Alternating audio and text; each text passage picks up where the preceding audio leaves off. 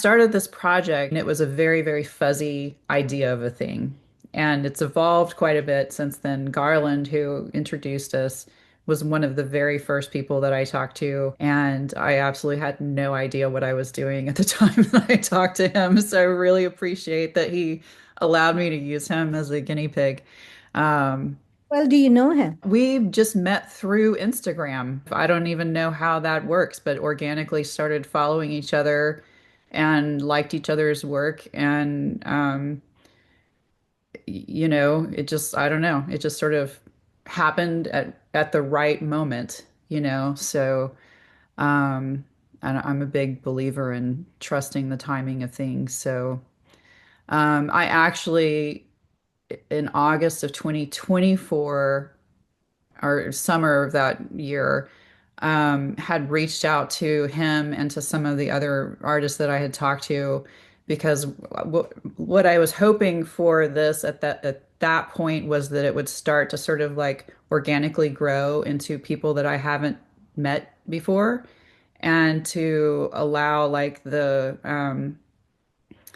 artists that I have talked to sort of recommend other people. And so he had actually recommended you at that point, and you were high on my list of people to reach out to. And then just like life got insane for the past year, and it's really only starting to calm down. So, again, like trusting the timing in this, and it was like so cool to just like accidentally run into him at the Untitled art fair and then meet you. Do you feel like the Entitled Art Fair was a good thing for Houston? It's hard for me to answer that question because and multiple people have actually asked me that question because I feel like that I don't know Houston well enough to say what it was for that city. And also, that was my first real, put it in quotes, real art fair to attend. I've gone to some smaller ones, but that was like the biggest one with like galleries coming in from other locations. Um, I had a good experience. I mean, I think there was a spectrum in there, which is to be expected, but I thought there was a lot of work that I was really attracted to, and I grabbed cards for a lot of artists and galleries and people that I'm now following, and Do you make art as well? I do, yeah. And I'm very much have been living under a rock in that category. So I make art. I haven't been showing it. And I had a career in publishing for like 25 years. I went to art school, got my degree. I never got my master's degree because by the time I was kind of ready to pursue that, I was into the publishing world and really liking that. And there was a lot of other stuff involved in it too, like in that choice. But um, so I kind of like wasn't actively making art or being a participant in the art world for about 25 years. And it wasn't until around 2016 that I just sort of like accidentally fell into doing it again, and then that became more purposeful, you know. I think Um, it happens to all of us, right? yeah, Like sometimes I think it's all about serendipitous connections or yeah, meetings or moving to a city where you find a like-minded group of people doing a lot of different things. And so in the end, you kind of end up um, sort of like doing what you love or become art adjacent in some ways right. and just continue with that path until you find your way back to making art. So Yes. I think like that's generally been my life. Yeah. Like starting out thinking I'd be a full-time artist and then doing so many other things and then moving back into it and then moving countries and so it's an interesting way to live. I wish it paid a little better Yeah. Yeah. so we could buy healthcare. Right. Right. I think that like what you said, that a lot of us are kind of doing that, going in and out of the practice of art is to me seems like completely natural. I feel like I need to have a lot of things going on in my life in order to inform that practice. And that if I was just doing that, I can't I haven't ever experienced that, so it's hard for me to like definitively say, but it I feel like that I just would reach a point where I'm like, what am I even doing? You know, like I don't even know what this work is about because it's not a reflection of some other aspect of my life or my interests, you know? But I also think that the interesting thing could be that obviously there are artists who always know what they're doing. Sometimes that question is raised in my mind, and I think, what the fuck am I doing? Or why am I doing this? But ultimately, it's the one thing I know how to do, Yeah. and I have become good at it. Yeah. I don't know if I started out being good at it, but I have enough knowledge of the art world and the Eastern and the Western art markets, or the ways of making in the East versus the West. And I've kind of found a niche for myself. There are very few of us who are not doubting ourselves as Hmm. artists. I think if there wasn't doubt, it would not allow us to be such perfectionists, or at least trying for perfection, or trying to strive for something that is really not in the domain of people, or Yeah. humans. It's sort of like a very elusive sort of goal to reach. And so at least for myself, if I speak for myself, I'm continuously trying to reach it. And of course, I fail, but at least I'm trying to move towards that. And Hmm. failure, of course, becomes part of the process as well. And failure leads to other opportunities. And so if I wish that we had some kind of a assurance on minimum pay Hmm. that would allow us to kind of, because the amount of time we put into something Yes. is astronomical and the return Yes. is often very little. And I'm not saying that, I just want lots of money. I'm just saying I want enough to subsist so I Right. can focus and I not worry about like where my mortgage is going to get paid from, or whether I need a day job. How am I going to get health care for my shoulder? That's kind of causing me a lot of problems these days, and that kind of stuff. And I think um, maybe that helps us to kind of continuously do the unthinkable. It's almost like I'm sick, but since nobody cares, I may as well work. The attitude. Maybe Yeah. that is what drives us. There's something different that drives us as artists, but like I taught for a long time, and that was my day job. Hmm. And I often thought, are we on our interview thing, or are we just We're generally? we're doing it, yeah.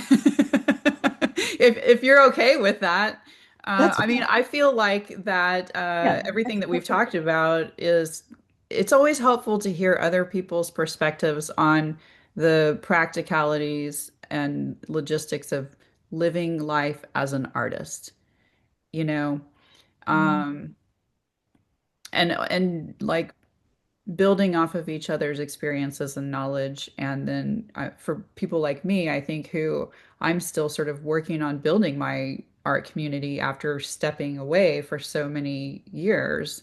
And so it's really helpful for me to hear somebody else's take on this, you know? Well, like back in grad school, there was sometimes we'd all sit together, the grad students, and we'd talk about like, what we are going to accomplish. And obviously, at that time, everybody thought that we'd all be rich and famous, right? Hmm.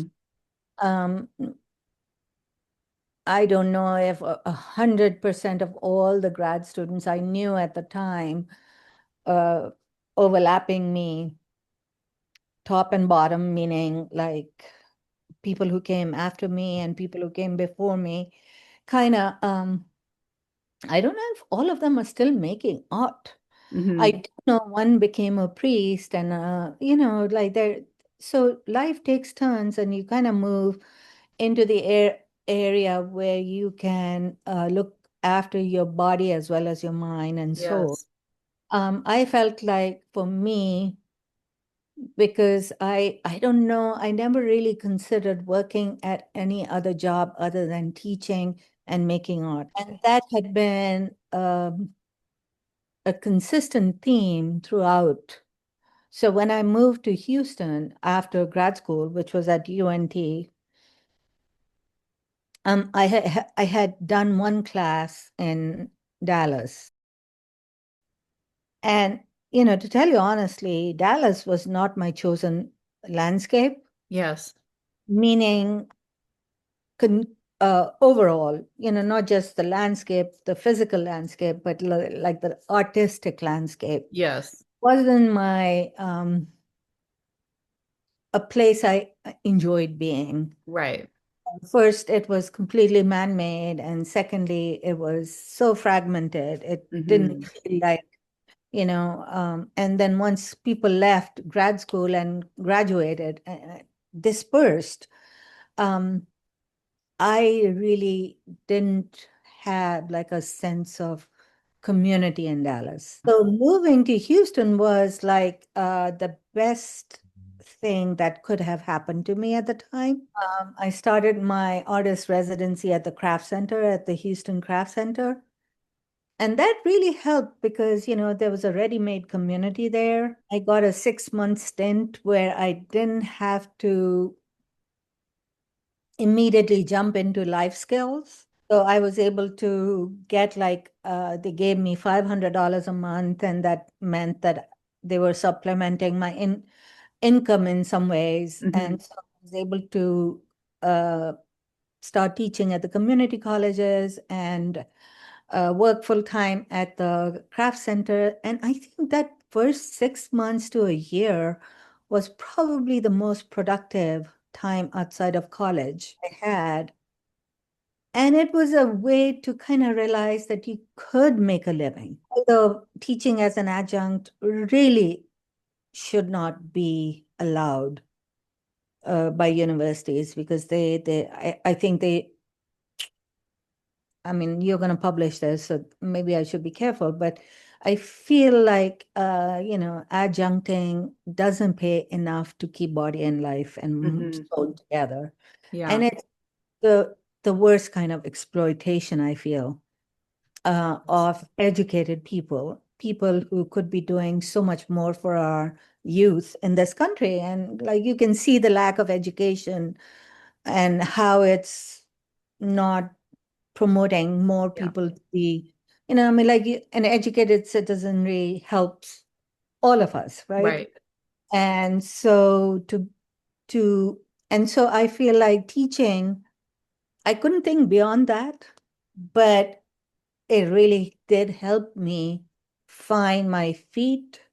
I got enough experience that I got hired at a 4-year college Hmm. and ultimately became also a graduate program.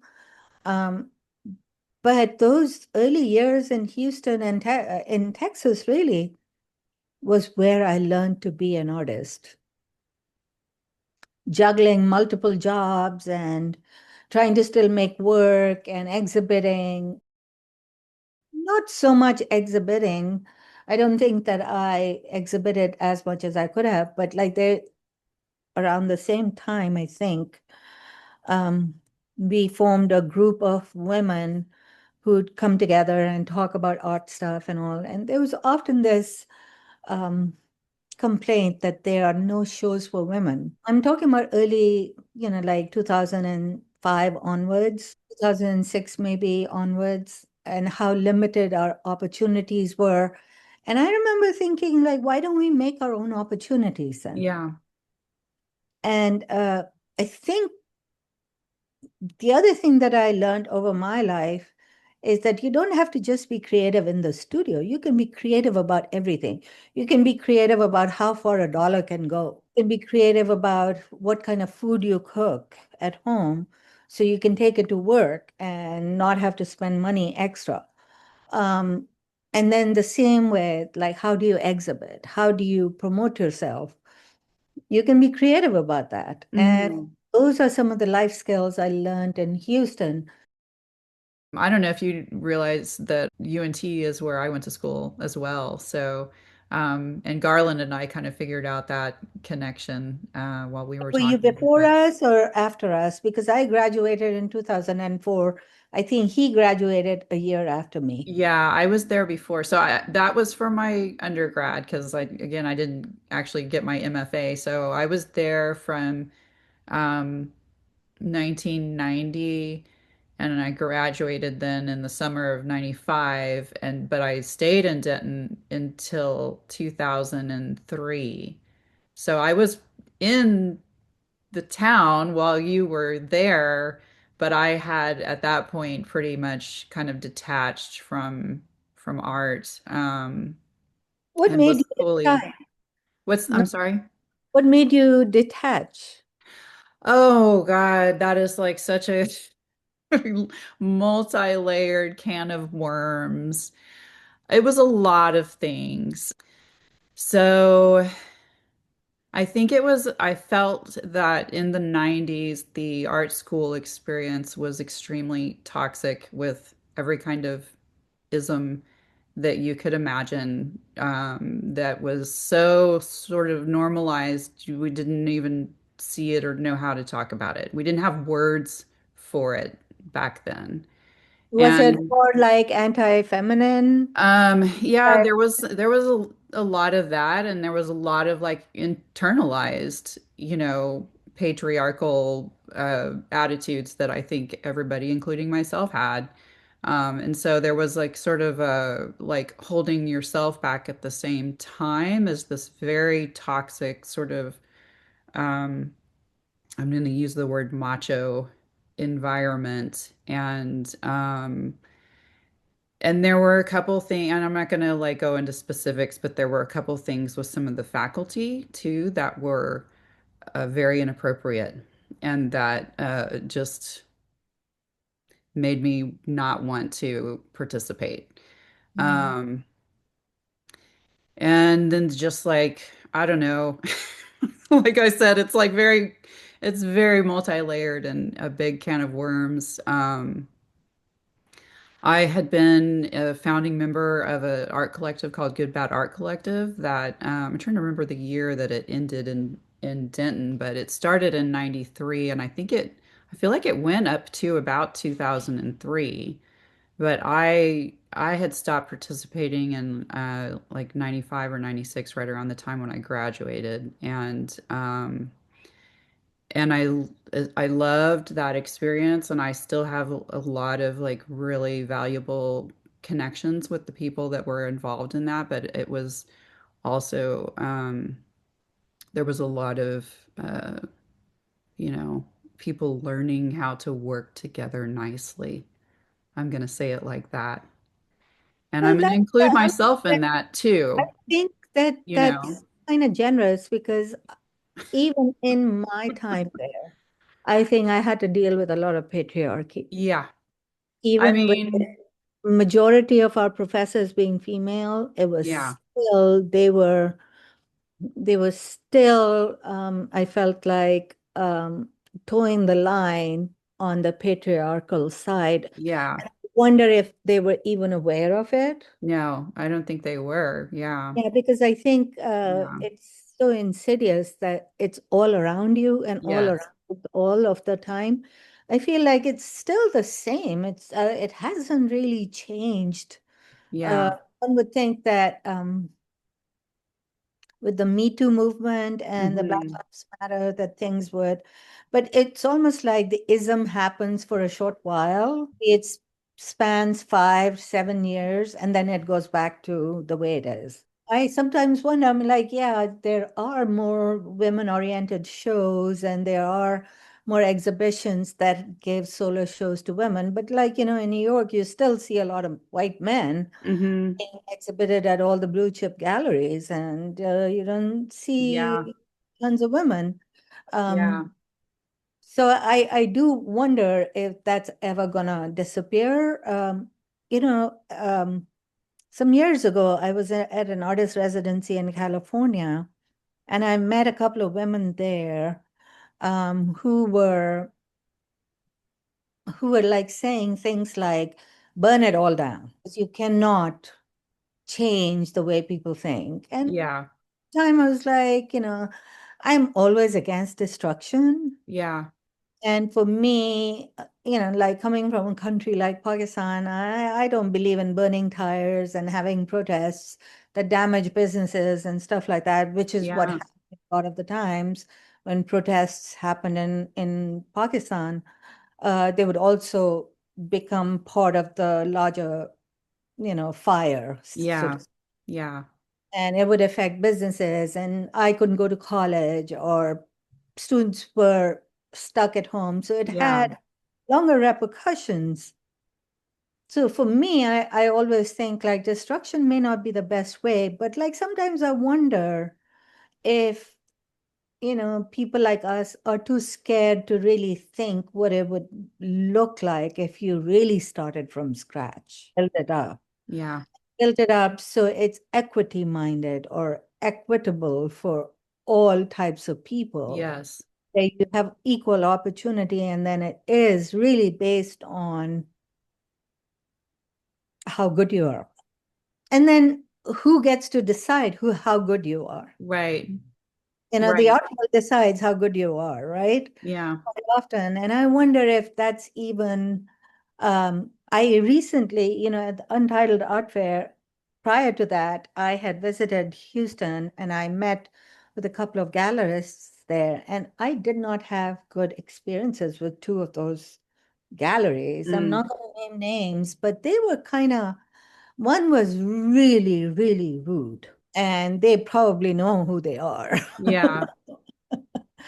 But I thought to myself, like, you are basing your behavior on, like being snooty or whatever. And it makes one feel so bad. Yeah. And the whole business model is based on artists. You're selling on the backs of artists. Yeah, you're giving a lot of money to some artists, but like if you think about your model, you are actually, I mean, if you didn't have artists, how would you even make a business? Right. Exactly. And yet you are treating a living artist so poorly, it just boggles my mind. And Yeah. then the same thing happened with the second gallerist. And I'm like thinking, like, seriously, people should realize that, and museums run on art and artists. Yeah, a lot of them are dead white artists, and yeah, they have historical stuff in there.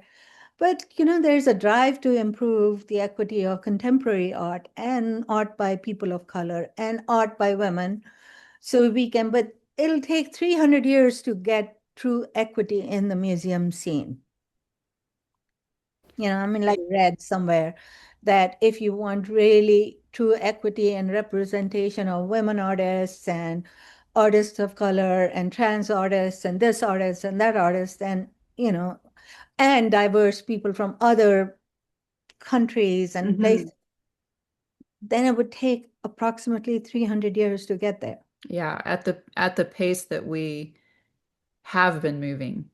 Mhm. Um, I do feel like that there is an acceleration that's been happening in the visibility of what's not working, and that the experience of that is often very painful for people, but it's showing us where we need to do better. And the part of me that needs to keep focused on, like you were saying earlier, like creating our own opportunities, creating the kind of world we want to live in, has to sort of focus on that aspect of it. Um, that is as dysfunctional and as like cruel as a lot of the systems that we have in place, whether it's in art or anywhere else, because I think a lot of the things that you just said, we could have taken out the word artist and inserted so many other things. It's like a plague across every industry because that's how our society has been created. Um, Yeah, you may but be yeah, absolutely right. Like, doctors or, accounting or pharmacies or, I mean, like, but what really boggles my mind is that a lot of it is perpetuated by women. mhm, Like, if you think about it, like, a lot of our university professors are women, unless it's a male-dominated environment like engineering, maybe, yeah, or, yeah.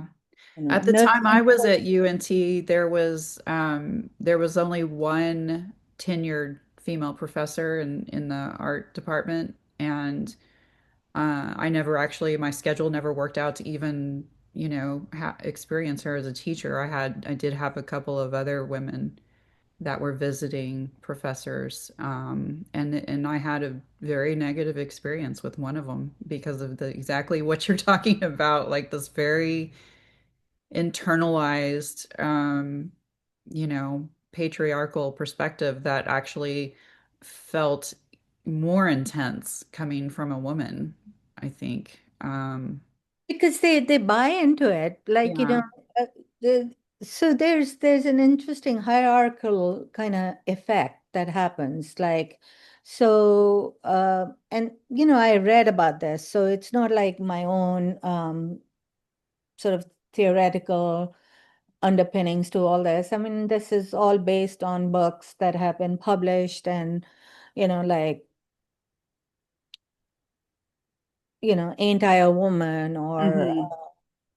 against white feminism or something like that. Just like thinking it through, like, so there's the hierarchical structure. The white man is at the top. Then, and I'm talking about the art world now. So the white man is at the top, and they get to make all the decisions based on galleries and who's going to be part of the gallerists setup and stuff like that. And then maybe the black man comes next, then the white woman, then the woman of color, then everybody else, right? Hmm. But women, and most of my professors were white, and female Yeah. at UNT. And their whole buy-in to that structure of, like, you can do this, you can only do this.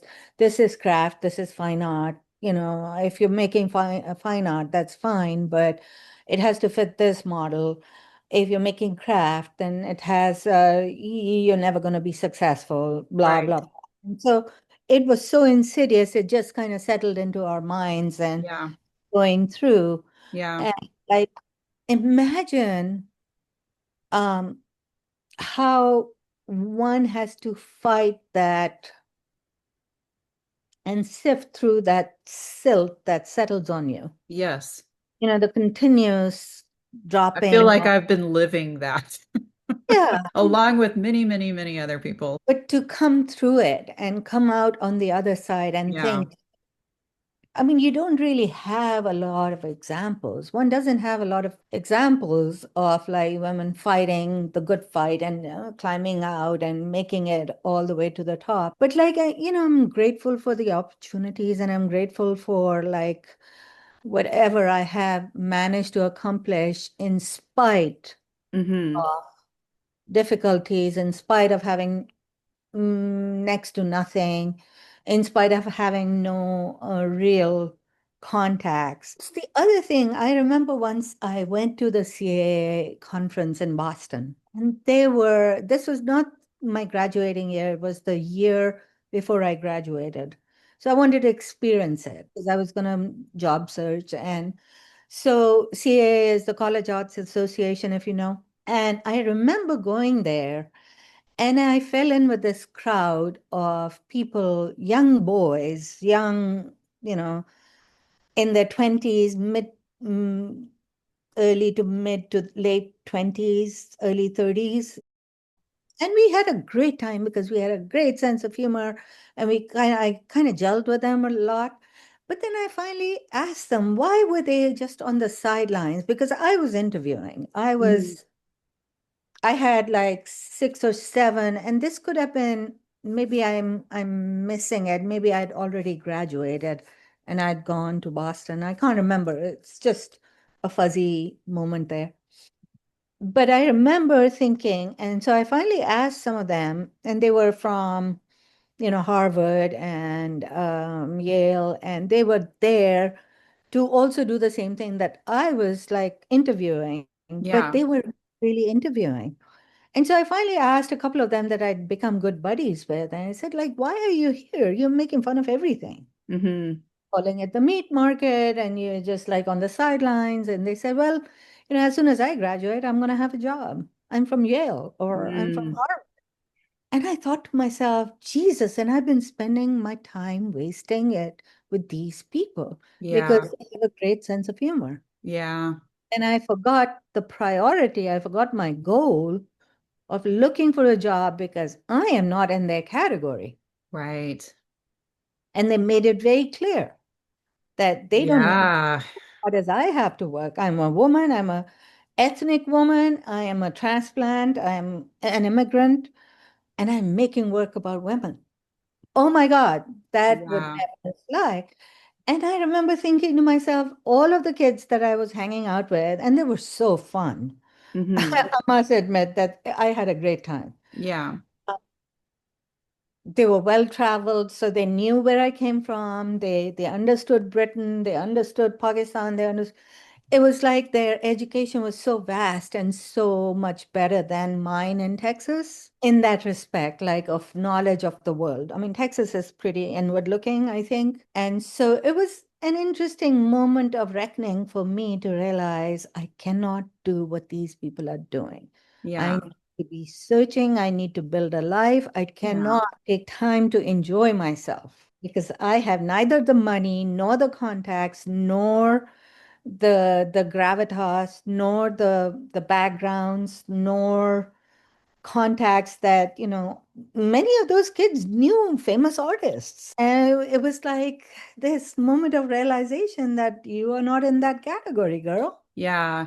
I mean, you describe them as like having all of these different experiences and travel and like connection and education, um, that in many ways could be looked at as superior to what other people get to experience. And yet it led them to the place of uh of that attitude that they exhibited and shared with you, uh, where they could just float and not have to put in the time and the work because they already understood that they were going to be given the opportunities.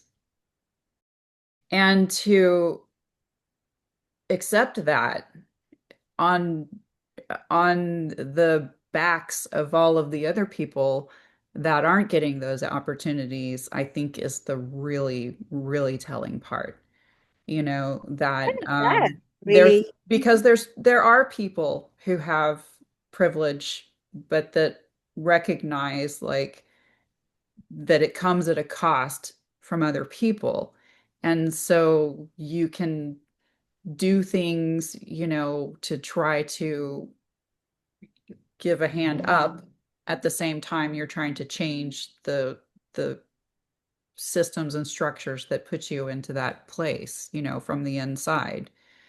And it's just disheartening to hear that, but also like not surprising at all.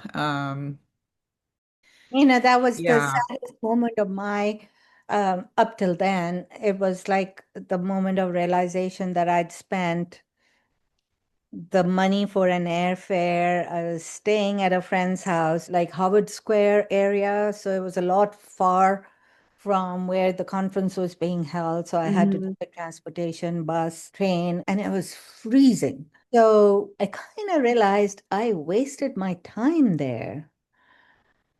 And then, of course, that each experience teaches you something new, right? yeah, So I learned, okay, you have to prioritize. You have to make sure that your goals are met. You need to arrive at a place with goals and objectives, and you yeah, cannot behave in this way anymore because first, you don't have the time or the money or the contacts Yeah. to derail yourself. And I think in a sense, it was a great teaching moment for me. And then the next year I went to the next conference, which was in Dallas, and I think I made better use of my time there. And of course, always you had to find a cheap place to stay. So you Hmm. could stay around people that were the movers and shakers. You're Right. far, far away, and you had to kind of, I Right. remember in Dallas, I was in such a tizzy. I was driving from Houston to Dallas for the conference. At that time, CAA used to move around. Now I Hmm. think they just do New York and Chicago, if I'm Yeah. not wrong, but I could be. So I drove all the way to Dallas, and I forgot. Uh, I had actually 3 interviews set up where I was going to meet people in person. And we'd already done the online interviews, I think. And so this was like going to be the test of whether Hmm. I could get a job. And I forgot my shoes. And that day, I didn't have time because I had an interview at 9 and then 10 and 11. And I'm like thinking, what? And so my friend who wore size 8 and I wear size 7.5, I called her and I was in such panic. Like, are there any stores open at 8 o'clock in the morning? No. What do I do? I don't have shoes. She said, why don't you wear mine? They're in the closet because I was staying at her place. And gratefully, hers was a size 8.5, and I wore those. Yeah. And I walked around the entire fair in borrowed shoes. And I did actually get the job. Good. And I'm then, sure of there's a course, metaphor in there somewhere of like wearing the shoes that you can grow into or something. I don't know, but I like the story. it was so funny and it was just hysterical. And then, of course, I got invited to Indiana University here for Uh-huh. this interview. And that was like, and I think maybe it was the borrowed shoes. A lot of the themes that we've been talking about, these like societal, cultural disparities Mhm. between people, um, across the spectrum of what people means, and the experiences that you and I both have had with, challenges in those areas. And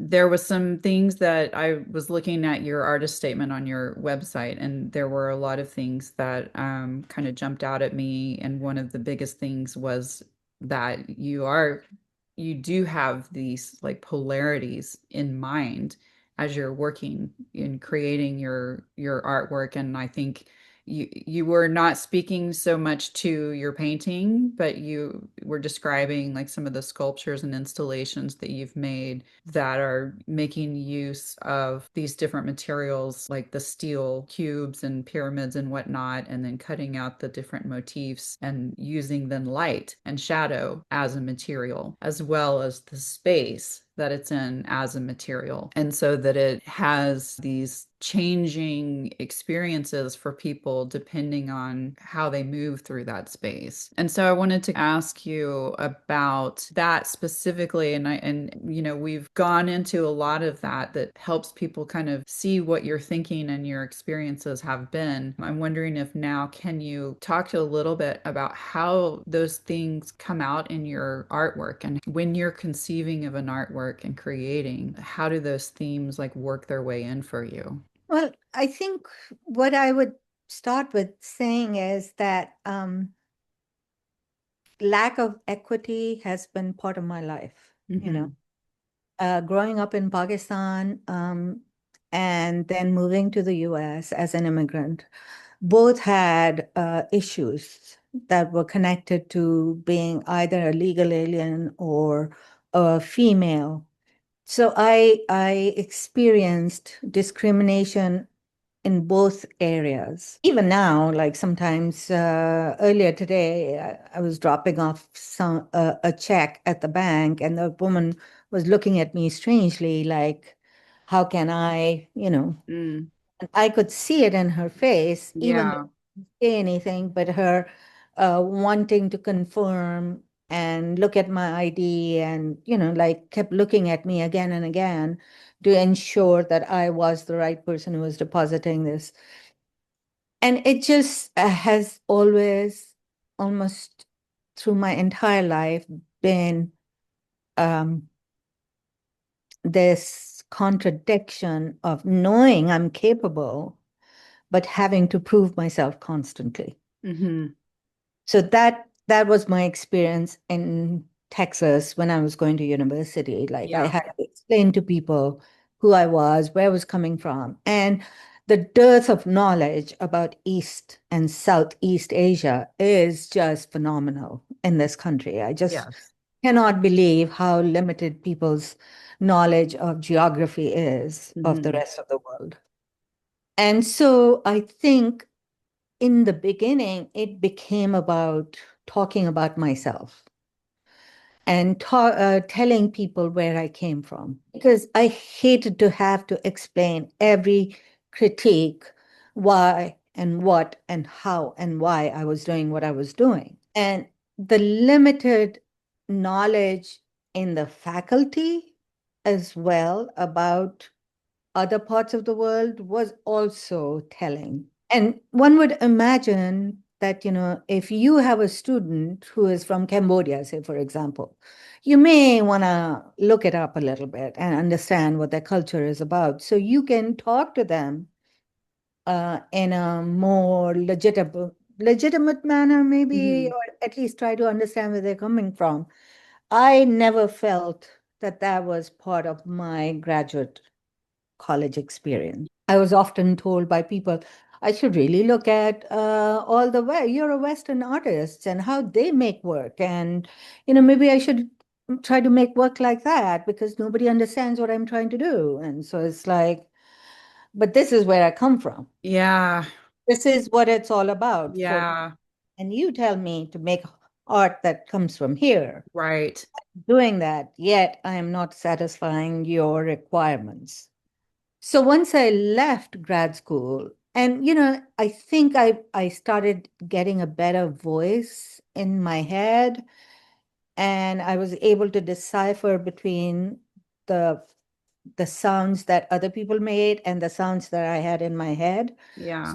So like discerning the voices and trying to figure out like what is legitimate to me and what is noise from other people. And so I Hmm. started following the internal voice, and so once I graduated, and I think I made a really beautiful show for my graduate thesis show, yet I don't think many people understood what it was all about. I felt very glad I made that work because that was the start of a beautiful new way of moving forward.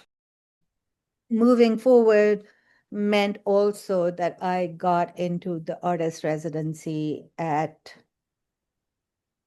the craft center, but before that, I'd also been shortlisted for the Bemis Artist Residency and the Roswell Artist Residency.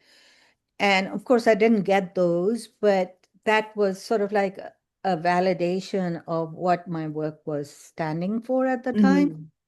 And then once I moved to Houston, I felt so free from the influence of all these people telling me, that your work is not quite there.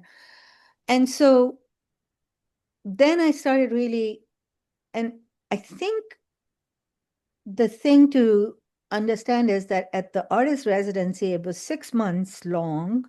They were giving me $500. I was living in the inner circle, meaning like how Houston is composed of two giant, there's an inner loop and an outer Yes. loop.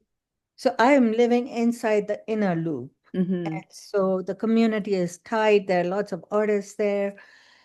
And I kind of found my mojo there because it was like I'm not listening to all this cacophony of sound that is telling me, your work is not that great, and you should be looking at Western artists, and you should be looking at so and so and so and so, and I'm just like experimenting and making my work. And Yeah. I remember somebody walked through it one time, And they offered me a show in a small gallery somewhere close to San Marcos. I was like blown away. Then Yeah. a few people walked through, and I got a gallery show at this gallery that is now closed, but it was called Joan Wick.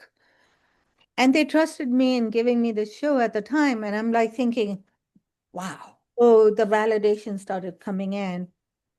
Um, and that show at that particular gallery, and it was all work I made during my artist residency. It was all new work, and it was, and so that show that at Joan Wick was sold out, and it got published in the paper. And that weekend, after the opening of the show, I had gone to Dallas to visit my friend.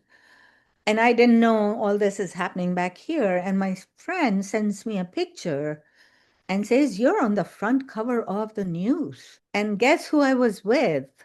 This woman who used to cover art and culture in Houston. I can't remember the name of the paper, but it was one of those major papers, like newspapers.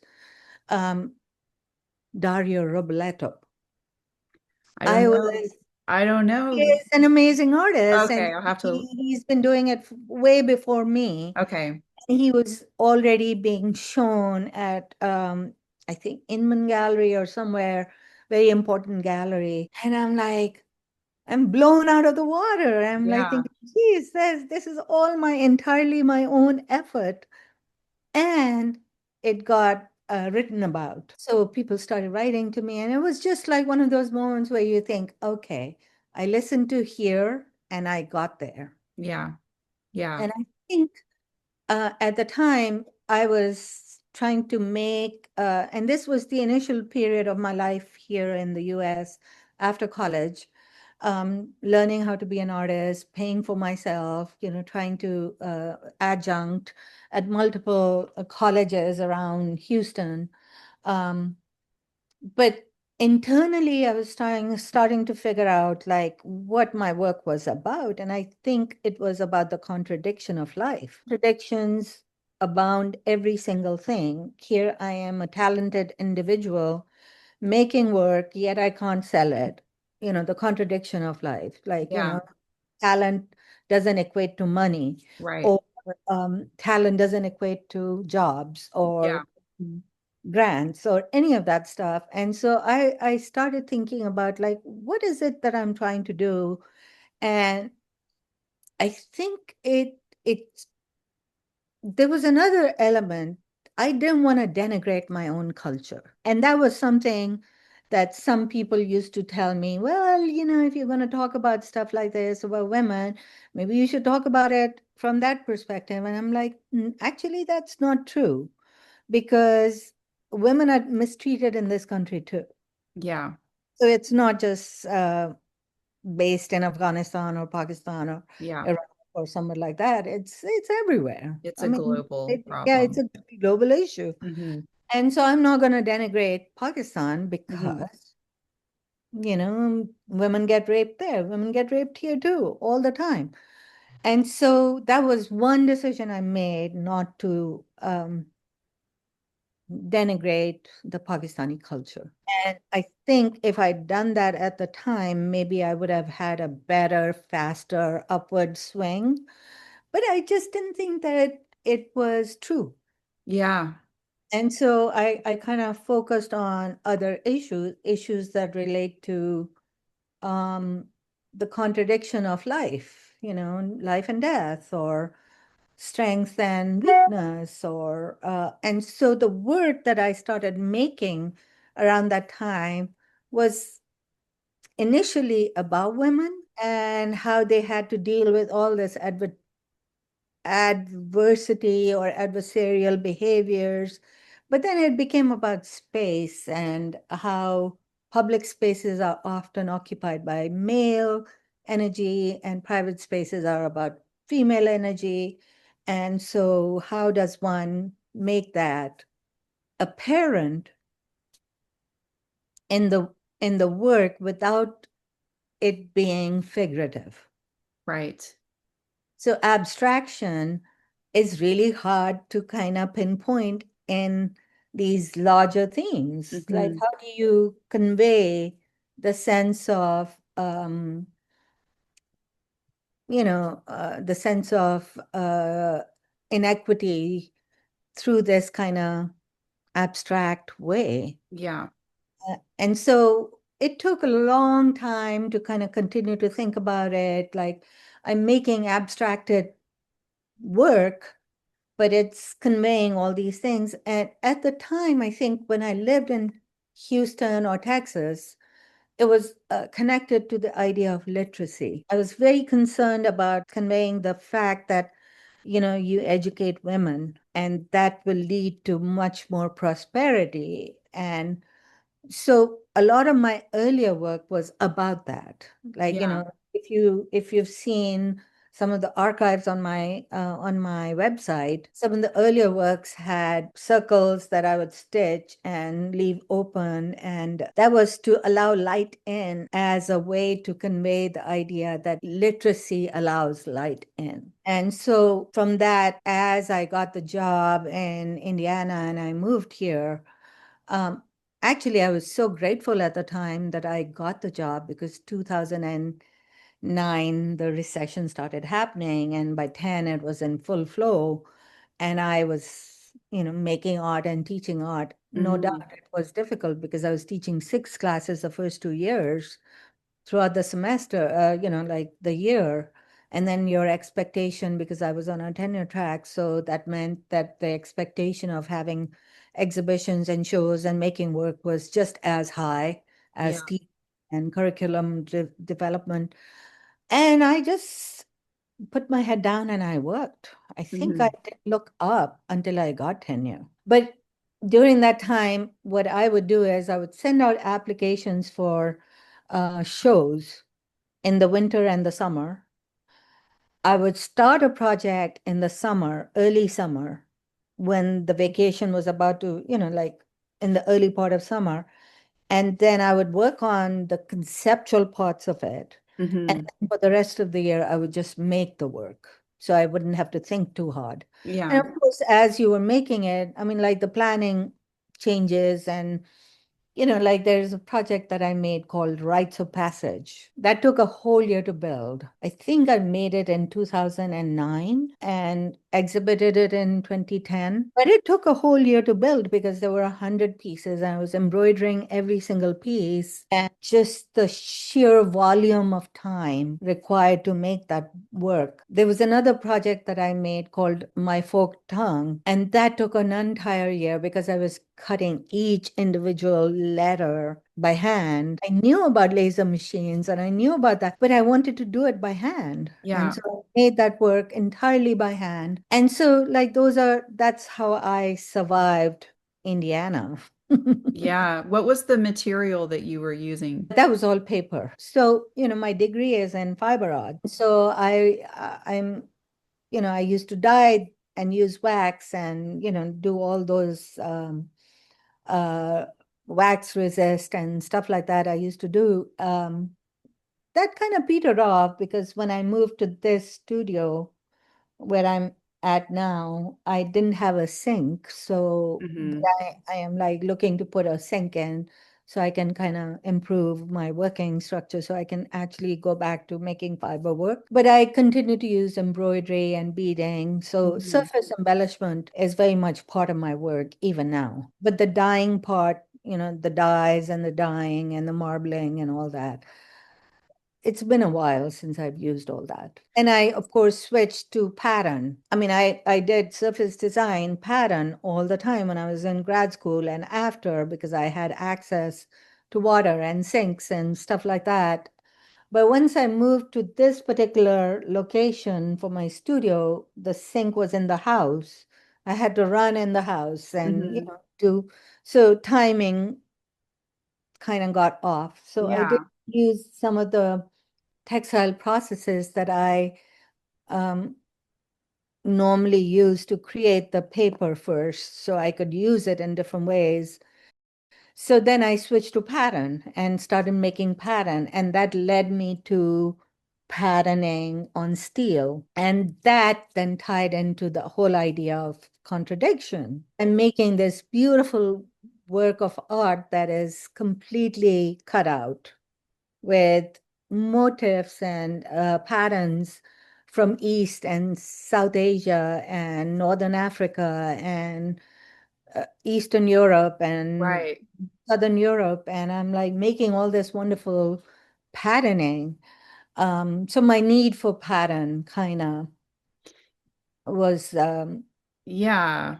instead of actually doing it in fabric and textiles and paper, I switched it to making pattern in these giant sculptures that were perforated with Hmm. these beautiful patterns, and light became a media for Hmm. me. But it also reflected my journey from all the way from Pakistan to here, because there was a place that I used to go to in Lahore called the Jahangir's Tomb. Um, it's a very old, probably 17th century um, building made by the Mughals who ruled India. And it's I call it an upside down table, had four minarets and a flat surface. But what I loved about that space was the silence that you could hear yourself think. Yeah. It was, as a river that ran through Lahore kind of shifted and changed its direction, that place got left behind. And so it wasn't very accessible anymore. And so you had to make a special trip to go there. And I would go there to explore it because I loved the quiet, but I also loved just the environment. And the building itself was made out of marble with carving that is kind of attributed to the Italians who brought it to India, I think. It was a 16th century uh, sort of like craft that's called pietra dura. It's like carving and inserting semi-precious tiles or stones or and so a lot of Italian, stuff like walkways had that. And so it was something that was brought to India a long, long time ago. And then the Taj Mahal was purely constructed with that style. And so the Mughals took it on and they built their kingdoms and all the beautiful buildings that they left behind in that same vein, but with local floral and animal kind of stuff. And so I was fascinated by these old craft techniques. And so I kind of decided to do something similar. What I love about my time there was the jalis. They are these marble, stone carved, uh, perforated mashrabiyas from in the Middle East, they're called. But in Pakistan and India, they're called jalis, and they were like they're really to allow light and air come through. Hmm.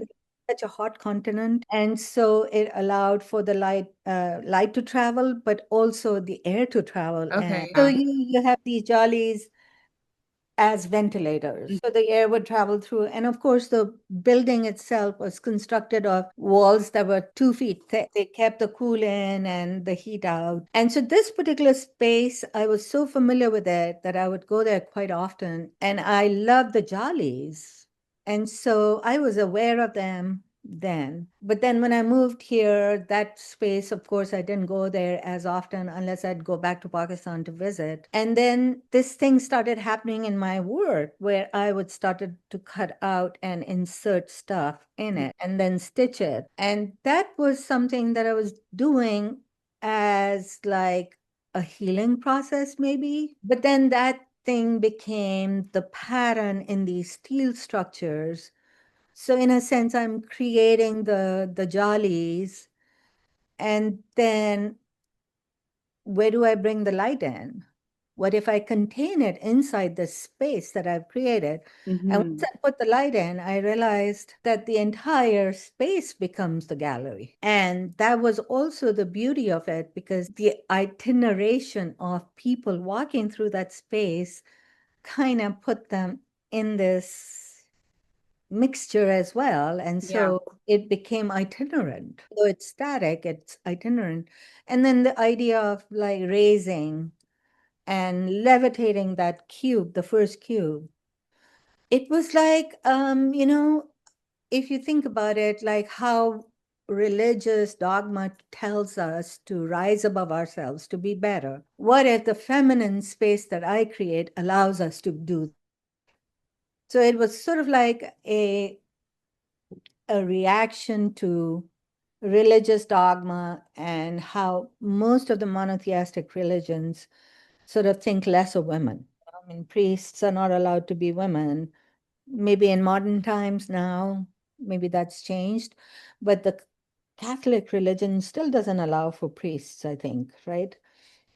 Um, and so it's almost like this thing, this division between the male and the female form. And like you think about abortion rights, and, it was taken away from us here in the US.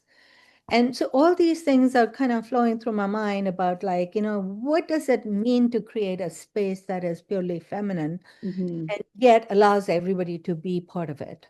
Right. And so there's no distinction between male or female or transgender or LGBTQ. I mean, like, I want to make a space that allows everybody to be part of it. And that takes away that sting of being not quite equal to anything. So it's a way to thumb my nose at them. Yeah.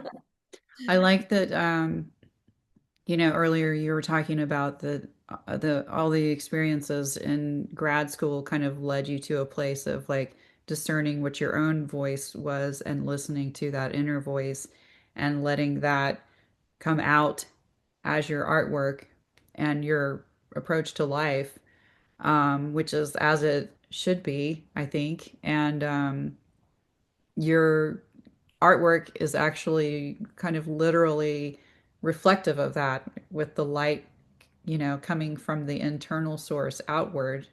Mhm. Um, I don't know if that's intentional or not, but it's kind of a Oh, it was leveling. very intentional. Okay. Very Yeah. intentional. Yeah. Because, I think that taking it back to that idea of light and literacy together, Hmm. that's very intentional. Yes. And the progression from there to putting light in the center of these pieces and allowing it to emanate outwards, it's Yeah. very intentional. It's very literary in its evocation, I think. Like Yeah. for me, it is about, like if you think about it, light will travel as far as there's no obstruction. Right. So it's a direct reference to education. If you impede people, they will not be educated. If you let Yes. them free rein, they will continue to learn for the Yeah. rest of their lives. I mean, look at Florida right now. Or The Texas more bans or you many put other places. on the Yeah. books that you can read Yeah. for young children or, high schoolers, Yeah. how do you think that they're going to move forward into the world as educated people, Yeah. You want an educated citizenry to make it, I don't want an illiterate person living next to No. me, you know? I mean, I like, have so many thoughts on that particular topic. Just I grew up in an education family. My parents were both teachers. My dad went into school administration, and I worked the field of publishing that I worked in was educational publishing for over 25 years. And then just the experience of growing up in rural Texas and every history or government civics course that I had was taught by a male coach who did not actually teach. Um, there was one, I have so many stories I could share, but I'll just share one that like, my US history class in 10th grade high school, one of the coaches would just sit in the front of the room and talk about football or God from a Christian perspective. And so it was, very much known as a blow-off class. And I sat in the back of the room with a few other people, and we were talking to each other about, whatever 15-year-olds talk about. And he called us out for talking during class. And I said that I didn't know what the point of listening to him talk was, because the whole reason we were there was to learn about U.S. history, and all he did was talk about God and football, and that I had no interest in football, and that him talking about God in a public school was illegal. Did he And say it? that way, I know that was like it was actually like this huge point of pride, and like still to this day, I really admire that 15-year-old version of Lisa that like didn't even hesitate to respond that way to an authority figure. And and he quieted down, and then the next day, as punishment, he made us just read out of the textbook and then answer questions in silence. So that was his version of then teaching US history. And everybody was very mad at me for ruining the blow-off class. But I feel like that is a reflection of what is mostly the norm in this state.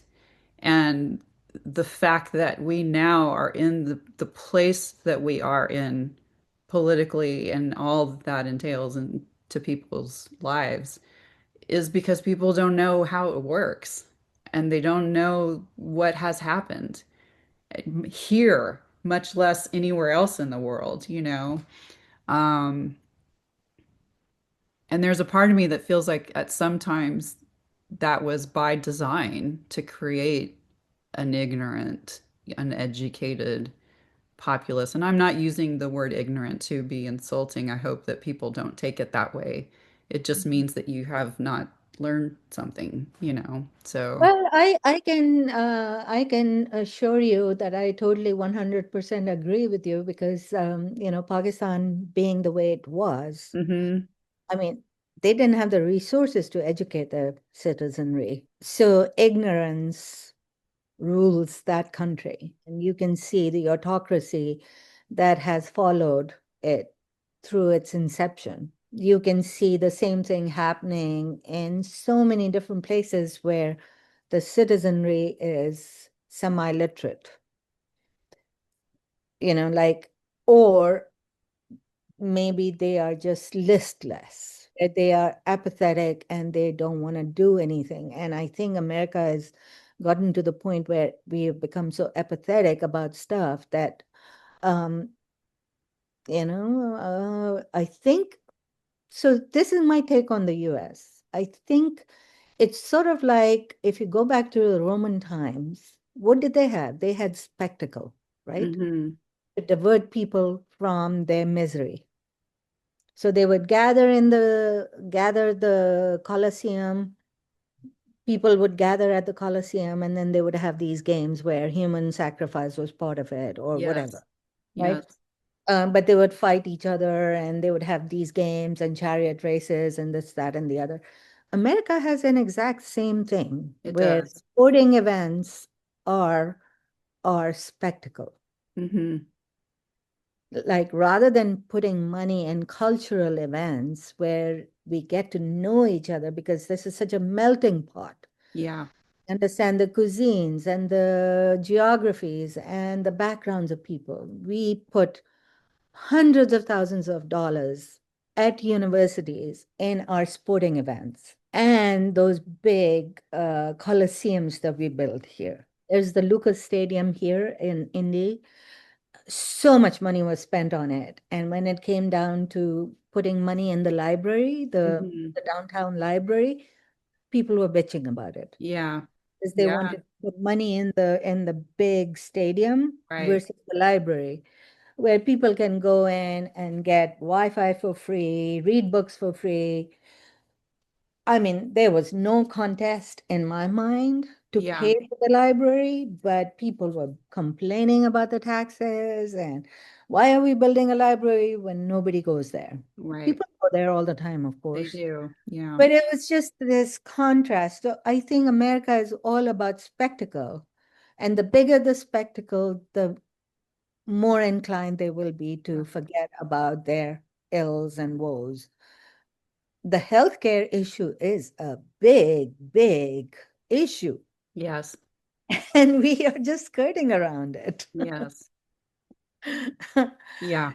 And, you know, now that AC is becoming more and more expensive, I wonder how people are going to react. Maybe it's going to burst the bubble of the MAGA thing. One would hope, but I don't know. I mean, like, I just sometimes wonder people would, uh, I feel, often vote against their best interest because they don't know enough about it to really It's make. easy to scapegoat someone else when you don't understand how things are actually working behind the scenes. And when there's plenty of voices like, you know, creating scapegoats. So, yeah, I agree with you on all of that. I would go so far even to say that like the human sacrifice element actually is there as well.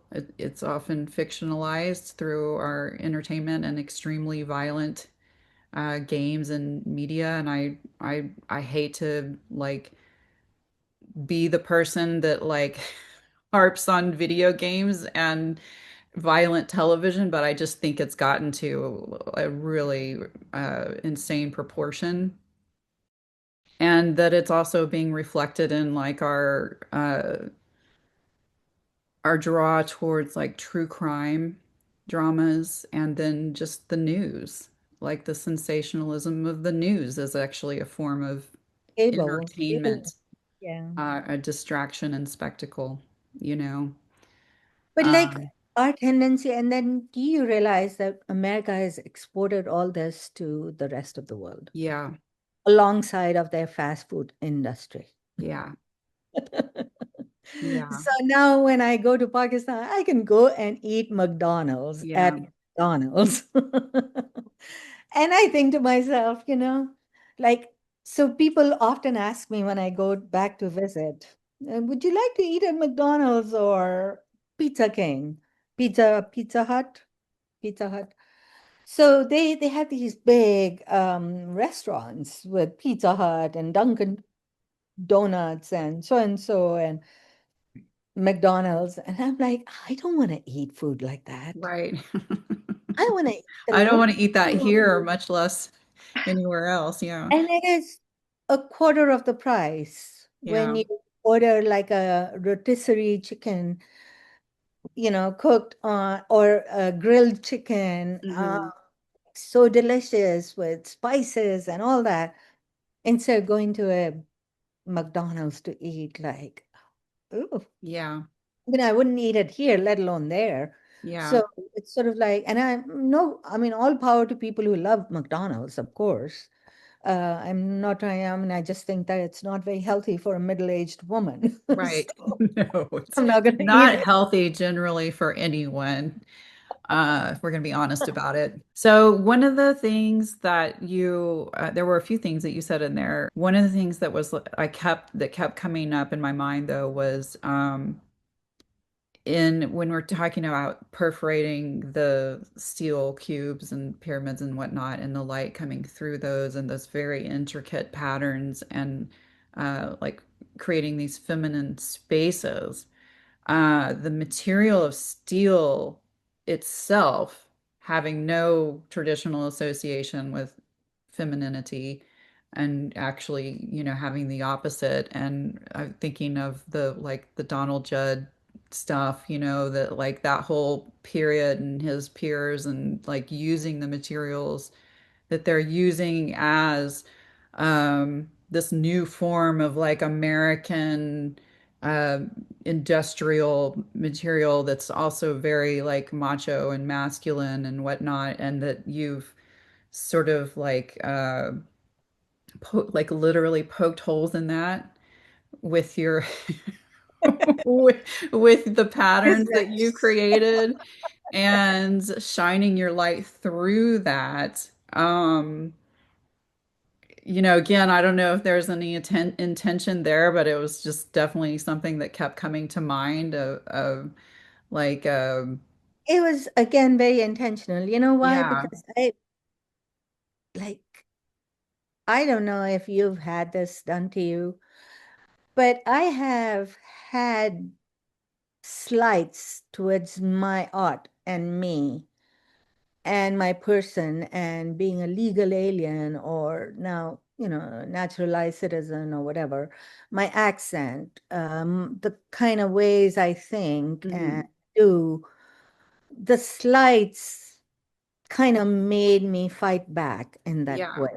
It's like literally poking holes through what I was told to go look at. Yeah. Like Donald Judd is amazing.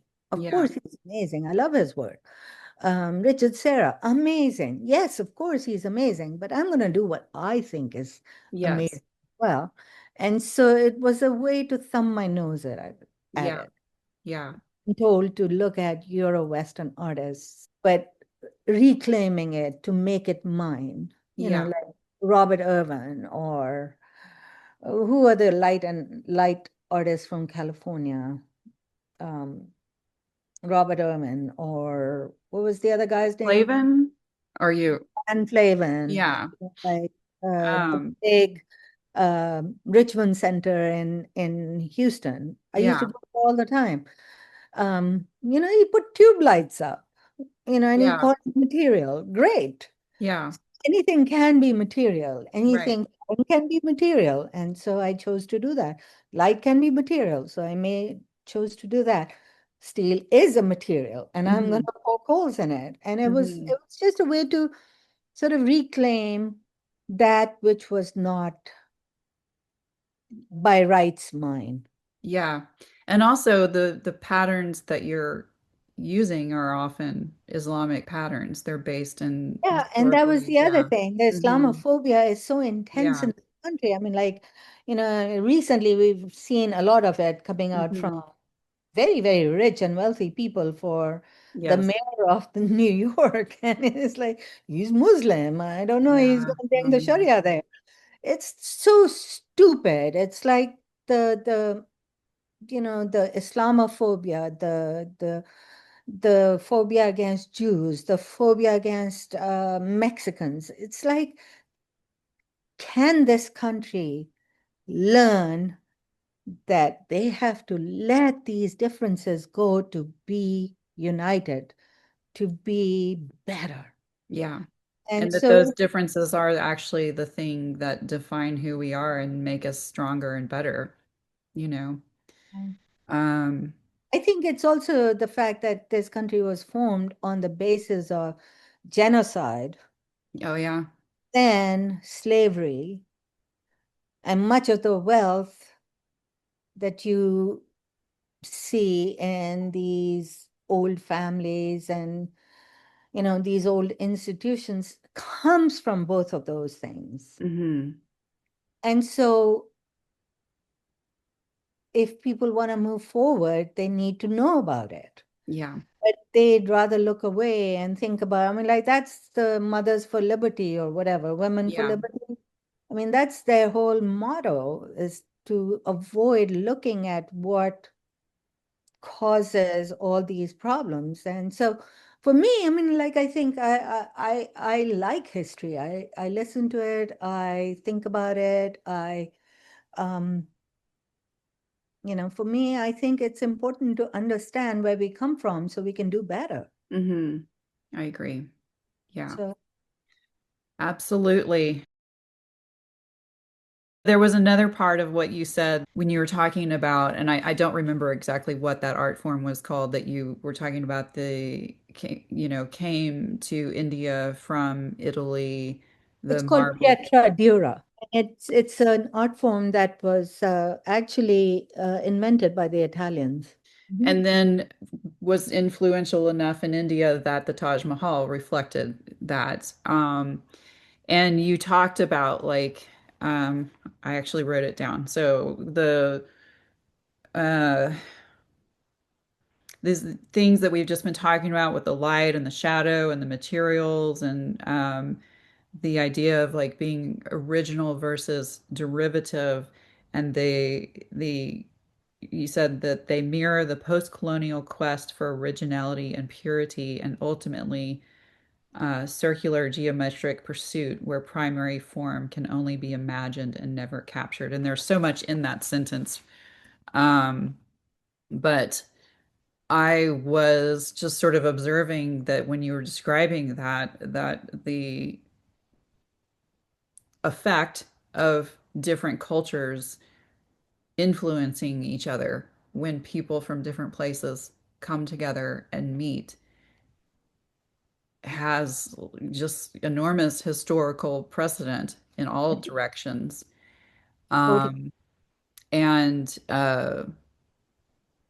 obviously, like the colonial period that is still occurring. And I'm saying that like having just looked at the news earlier today, and we don't have to go into specifics, but there's still elements of that playing out in the world today.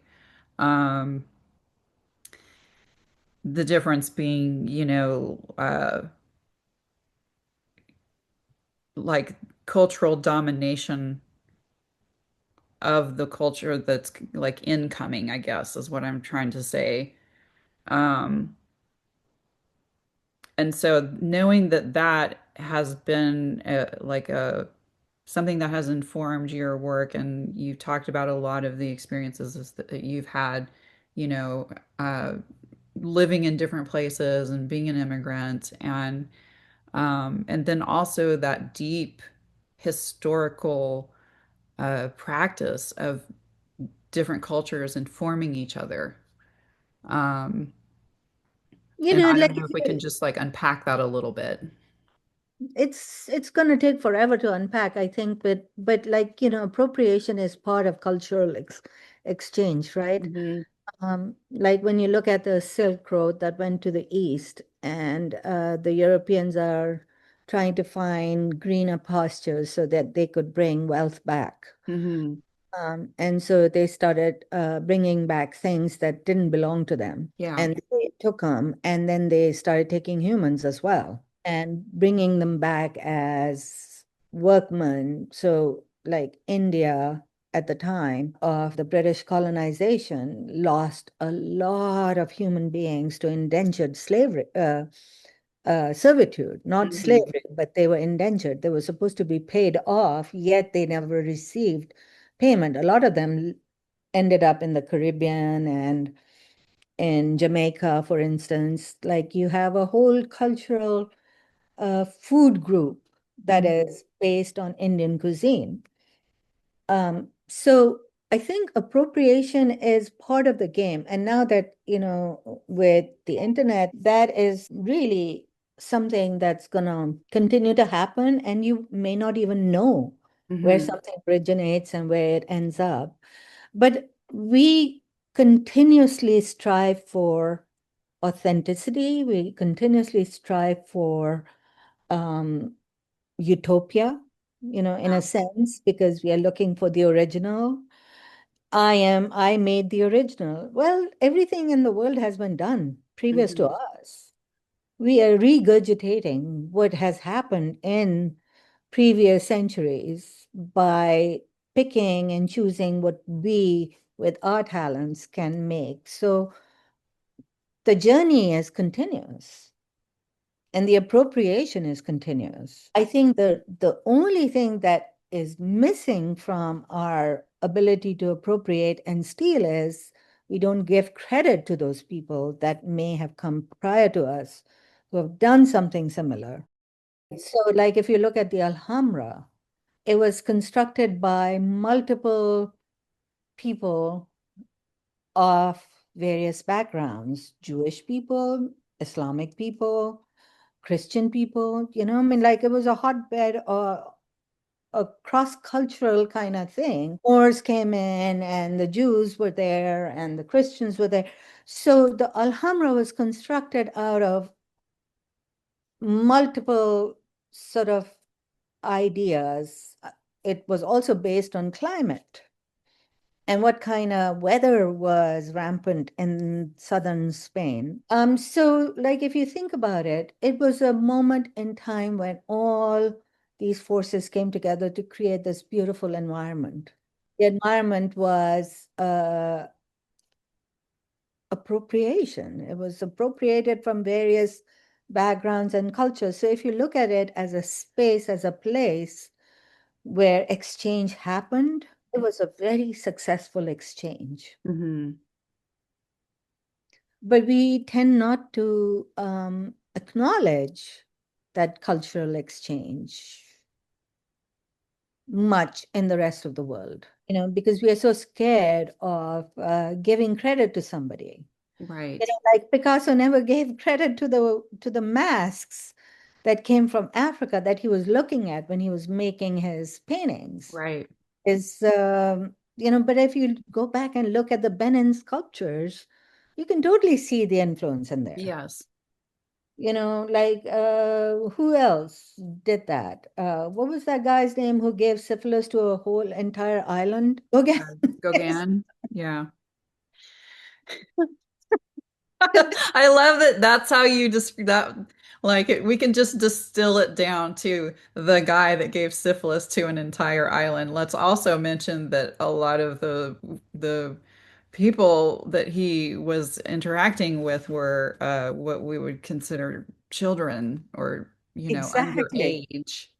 So So, Epstein would have been totally happy there, right? yeah, And then if you look at the Native American culture and the genocide that was committed yeah, against them, and yeah, then their artifacts were stolen and put into these awful museums where dioramas are created yeah, to show, I mean, like the American Indians didn't want their souls to be captured, yet they were photographed and they yeah. against their wishes. And it's just like all this. So yeah, I mean, like commerce creates appropriation.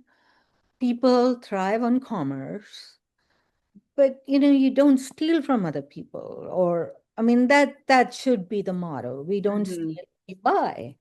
We give you something, you give us. Yes, an exchange should be an equitable exchange Exactly. somehow. So I often think about that. Like I feel like climate change that has become such a vast, um, actually, let me say that, has become like my primary, um, in a sense, like the way the world is moving and the climate change, the way it's affecting, is one of the things that has now become an all-encompassing focus Hmm. of my practice. And the reason why that is so is because I feel for the underdog, the people who live in places like Pakistan and Bangladesh that contribute 0.0.0.0% to the warming of this planet. And Right, yet they are the ones who are again paying the price right, for exactly. of the West. Yeah, And, you know, free them of their debts. The IMF should forgive the entirety of the debt that the third world owes to the IMF because they have not contributed to anything in this part of the world. Like Africa should be given free rein on development, yet they will be the ones to pay the price again because the hmm, flooding, the famines, the wars, the lack of food, the earthquakes, the tsunamis, they're all going to right. hit And the and third not world having first. the infrastructure to either withstand those kinds of events or recover from them. That exists. I mean, it exists inequitably in within the United States and other, um, European, well, I don't We know. think It's about very, when we think about like taking from others. I mean, now we've developed these corporations that take willy-nilly anyway, just taking from everywhere. And it really pains me that corporations have become like countries. They have the wealth of countries, and Yeah. countries are starving and corporations are thriving. And who owns corporations? People, humans. It's But the people within those corporations in general are not thriving. It's only the corporation itself and a small little percentage of people up. trader at the top, right? Yes. The Yes. board members are. Everybody else is not thriving. And then we've given so much power through laws here in the Hmm. US, like, for example, the Citizen United, that puts so much bad money in our circulation Yeah. of like elections and stuff like that. And so we can't seem to pass any laws that would help the common person to thrive. And it just seems such a pursuit of I don't know what we are running after. So sometimes I feel very cynical. Yeah. I think, And you were talking earlier about like the different kind of historical eras that this time we're living in is reflective of, but I think one that we left out is like the era of like the robber barons and just that extreme income equality and the exploitation of people who were actually doing the work that they relied on their wealth. They relied on those people, and yet those people were not benefiting in any way and were being taken advantage of. Again, it's me, it's like all of these things that we're talking about are reaching a point of extremes again that is allowing for visibility and the technology that we have that allows people to record and share their experiences, which is not perfect and is censored, um, but it does have value and it is having some impact. I don't know. I don't think that we've ever lived through a time like this in human experience because I mean, there's echoes of the past, but we've never lived in a time where there was this much global interconnectivity between people. yet no And power. yes, um, Masses, there's no power for the yeah, masses. but historically, when there are those extremes of inequalities, something topples because we reach a tipping point, either or both, because the system cannot sustain itself or the people are just like, we're done. Um, I think, a lot of my inspiration for my work comes from these political news, social issues that affect women, children, minorities, mhm. the southern border with the, like immigrants being deported and stuff like that. Yeah, I just, I think like it feeds me, but it also overwhelms me and makes me so disgusted and cynical about our ability as humans to do better. yeah. Well, the stakes are very high right now. I think it's And either, that's the other thing I think about is like, artists and people who are art adjacent, they have a higher ideal, right? They're trying to do something that is, I don't know what we are trying to do. But like sometimes I think that our intent is always pure and we are trying to make something good out of something really bad, yeah, maybe. Or making something good out of good, or, whatever your intent is. My intent often is to sort of be like, um, to respond to what is happening out there in my environment, in the politics, in the social uh, arena. And I want my work to reflect on that. Wanted to show the kind of because I'll be dead in another 20 years, you know. I'll be 80. Who cares, right? You know, maybe earlier. So I often think like I want to leave some kind of a legacy where my work kind of survives the test of time, maybe. Hmm. I don't know, like, you know, history keeps repeating itself. And so I'm like thinking of like, you know, I mean, like, I'm not saving lives, really. I'm not a doctor. I'm not a social worker where I am taking care of somebody's mind or helping them get better or, but, you know, I have a niche. I do something that maybe elevates certain elements of our society and makes people aware that there are things that are not quite right or Hmm. things good. And I think I want my work to play that role of contradiction and Yeah. similarities and create some kind of uh, opportunity where people can intersect and become aware of each other's humanity, maybe. I don't Yeah. know. Like, it's a huge ideal. It is a huge I ideal. And I obviously mean, a human with lots of bad parts to me too. well, because we all are that, I and we can't know like what impacts what we are doing, even on the smallest scales, are going to have on other people. And a lot of it we'll never see or Mhm. know, like what somebody else took away from what we did, or just even like the smallest interaction between people. But I feel like that,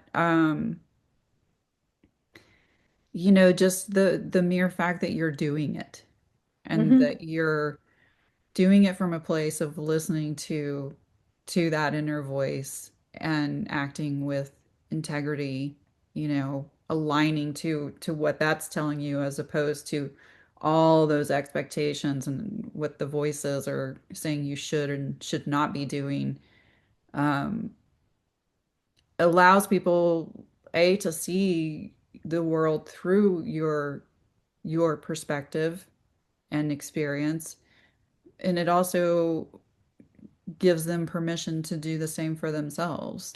And we absolutely need more of that. Get yourself a new one. It's a matter of fact.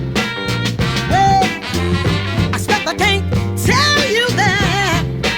I say, if what you need is a good little soldier, well, I guess you better look again. Well, I ain't nobody's soldier. Oh, no, I'm not. I'm a bona fide captain. 'Cause I ain't nobody's baby. I ain't nobody's fool. I ain't nobody's baby. Get yourself a new one. You better get yourself a new one.